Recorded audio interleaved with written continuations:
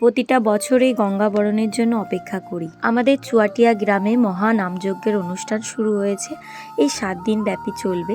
তো আজকে হচ্ছে তার প্রথম দিন, আর প্রথম দিনে কিন্তু এইভাবে আমরা সবাই মিলে গঙ্গা বরণ করতে যাই। সকালবেলা থেকে প্রচুর কাজকর্ম করেছি, তার ফাঁকে ভেবেছি কখন গঙ্গা বরণের দল এইভাবে রাস্তা দিয়ে যাবে তখন কিন্তু দেখব। আর বিকাল টাইমে ফেরার সময় এদের সঙ্গে আসব। তো কত মানুষ একসঙ্গে এইভাবে যাওয়া শুরু করেছে। কিছুদিন আগে হয়ে গেল হরিচাঁদ গুরুচাঁদের মতে এই যে একটা অনুষ্ঠান, এটাও প্রায় 7 দিন ধরে চলেছিল। এখন আবার গঙ্গাবরণ। যাই হোক, ভীষণ মজা করব। আর রাস্তা দিয়ে কিন্তু এমনভাবে সবাই দাঁড়িয়ে থাকে।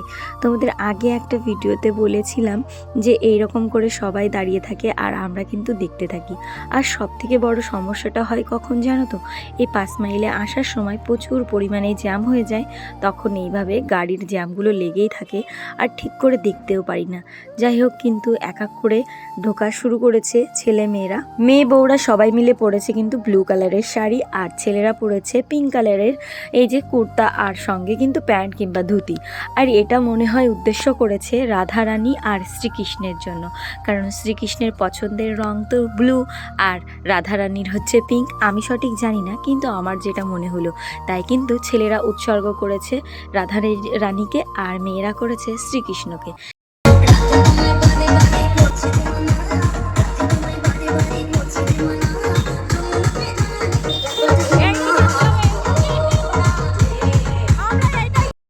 আমরাও খুব মিস করছিলাম যে এখন যেতে পারলাম না, কিন্তু ফেরার টাইমে অবশ্যই কিন্তু আমরা সাথ দেব। যাই হোক, প্রায় 2 ঘন্টা পরে আমরা সবাই মিলে রেডি হয়ে গেলাম। আর এদিকে চৈতালি, আমি, আমার মেয়ে আর হচ্ছে পুচকি সবাই মিলে কিন্তু যাওয়া শুরু করেছি। 5 মাইলে আস্তে আস্তে প্রায় সন্ধ্যা লেগে গেছিলো, তাই জন্য কিন্তু লাইটিংটা খুব সুন্দর লাগছিল। আর এদিকে কিন্তু আমরা সুযোগ বুঝে একদম ফার্স্টের দিকেই ঢুকে পড়লাম। আর তোমরা তো দেখেছো পরপর কিন্তু লাইন দিয়ে এরকম করে যেতেই রয়েছে। লাস্টেরটা হয়েছে এরকম তো ডিজে। তো আমরা ভাবলাম এইখানে রাধারানী আর শ্রীকৃষ্ণের গান যেখানে হবে ডিজের আকারে, তো এখানে কিন্তু খুব মজা করতে পারবো। তাই চৈতালিকে আগে থেকেই বলেছিলাম সবার লাস্টেই যাব। তাই কিন্তু এই যে ঢুকে পড়েছি, আর এখানে কিন্তু সবাই মিলে নৃত্য পরিবেশন করছি যে যার মতো। আর ভিড় ভাড়টার ভিতর ভীষণই গরম লাগছিল।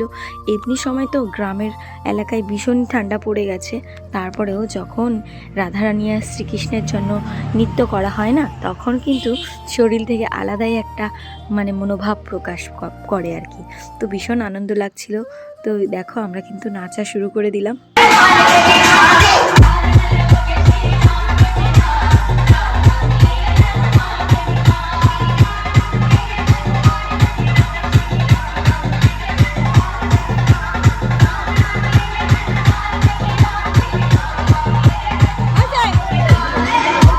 আমি আজকে ভাবতেও পারিনি যে আজকে আমি যেতে পারবো, কারণ আজকে আমি সারাদিন বাড়িতে প্রচুর কাজ করেছি।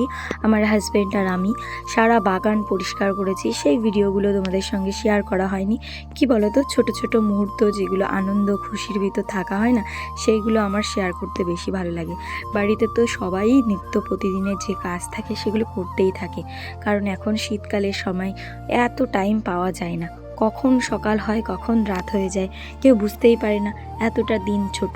তার ভিতর দিয়ে ভাবলাম তোমাদের সঙ্গে একটু একটু করে শেয়ার করি। তো দেখো, 2 বান্ধবী মিলে একটু সুযোগ পেয়েছি, নাচ করছি। আর আমার মেয়েও কিন্তু ভীষণ নাচ করছিল। তার ভিতর আমার মেয়েটার হাত থেকে ফোনটা ফেলে দিয়েছে, এই যে তার নমুনা। আর এদিকে দেখো, আমরা কিন্তু ঢুকেও গেলাম। সিঞ্জিনিও প্রচুর নাচ করেছে, কিন্তু একদম পুচকি করেনি।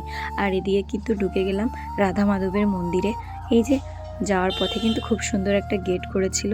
প্রতি বছর কিন্তু ফুল দিয়ে সাজানো হয়, আর আমরা যে মুহূর্তে ঢুকেছি এখনও দেখলাম ফুল দিয়ে সাজানো হয়নি। তার কারণটা বুঝলাম যে আজকে যেহেতু প্রথম অনুষ্ঠান, রাত্রের ভিতর সবটা কমপ্লিট হয়ে যাবে।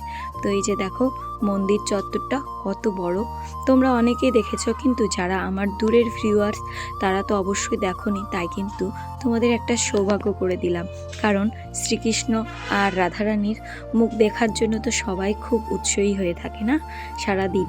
তো এই যে দেখো, তোমাদের দেখিয়ে দিলাম বিগ্রহটা এখানে কিন্তু রাধারানী আর শ্রীকৃষ্ণ বিরাজমান। তো ভীষণই ভালো লাগলো দেখে। মন্দিরে ঢুকে মনটা একদম ঠান্ডা হয়ে যায়, শান্তি লাগে ভীষণই। আর এদিকে কিন্তু আমার মেয়ে দেখো তিলক কাটবে, তাই কিন্তু বসে পড়েছে। আর ওকে বললাম যে সুন্দর করে তিলক কাটো, তারপরে মেলাতে নিয়ে যাব। আর এদিকে দেখা হয়ে গেল কার সঙ্গে, আমাদের গ্রামের একটা মেয়ে, খুবই ভাইরাল হয়েছে, তোমরা অবশ্যই চেনো, মানে মোটামুটি। যাই হোক, প্রিয়ার সঙ্গে দেখা হয়ে গেলো। আমি বললাম, প্রিয়া তুই তো ভাইরাল হয়েই গেছিস। বলছে সবাই আমাকে বলছে, কিন্তু মিলিয়ন তো ভিউজ দিচ্ছে না। তখন নয় বলো। যাই হোক, তারপরে দেখো চলে এলাম সব থেকে মেন আকর্ষণ বটতলা। আর এই বটতলায় কিন্তু বুড়িমা থাকে। বুড়িমা ভীষণই জাগ্রত। এখানে যে যাই মানত করুক না কেন, সবার কিন্তু মনের আশা পূর্ণ হয়। আর তার পিছনে ছিল বাবা ভোলানাথ। তো ভোলানাথকে দেখানোর সুযোগ হয়নি, কারণ আমার মেয়ে বলছিল, মা আমি একটু টয়লেট করতে যাব। যাই হোক, বাচ্চাদের নিয়ে আসলে এই প্রবলেমগুলো পড়তেই হয়। তারপরে দেখো এখানে কিন্তু ঢুকে পড়লাম মেলায়। আর মেলাটা কিন্তু বেশ জমেছে। আজকে যেহেতু প্রথম দিন, সব দোকানগুলো খোলা নেই, তারপরেও যেটুকু আছে তোমাদের সঙ্গে ভাবলাম একটু শেয়ার করি। আর আমি পরেছিলাম একটা গুপি ড্রেস। গুপিটা কি বলে জানি না, কিন্তু এটা মায়াপুর থেকে নিয়েছিলাম। আর ব্লাউজটা কিন্তু আমি নিজে হাতেই বানিয়েছিলাম। তো এই নিয়ে দুবার পরার সৌভাগ্য হলো। আর এদিকে হঠাৎ করে দেখতে পেলাম কারা, এদিকে দেখো কে কে আছে। এই যে আমার দিদি, পিসির মেয়ে, আর এই যে আমার জামাইবাবু। তো ওনাদের সঙ্গে দেখা হয়ে গেল। জামাইবাবু তো আমাদের দেখে বলছে, কখন এসেছিস? তারপরে আমি কিন্তু বললাম, তো এই তো তোমাদের সঙ্গে দেখা হয়নি। আর এই যে দেখো আমার ভাগ্নি, যখন আমার বিয়ে হয় তখন আমার ভাগ্নিটা ছিল আমার মেয়ের মতো, এর থেকেও ছোট।